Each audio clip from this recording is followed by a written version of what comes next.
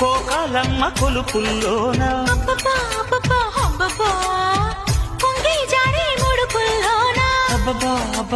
అబ్బబ్బా ఒత్తిడెక్కువయ్యే కొద్దీ ఒంటి నలుగులు జాతరెక్కువైన కొద్దీ జంట వలపులు కన్న నాక చూపుంటాది చూపన్నాక చురుకుంటాది నాకేముంటది పోయి చూపు చూపు కట్టేశాక చాపాదిండు చుట్టేశాక ఇంకేముంటది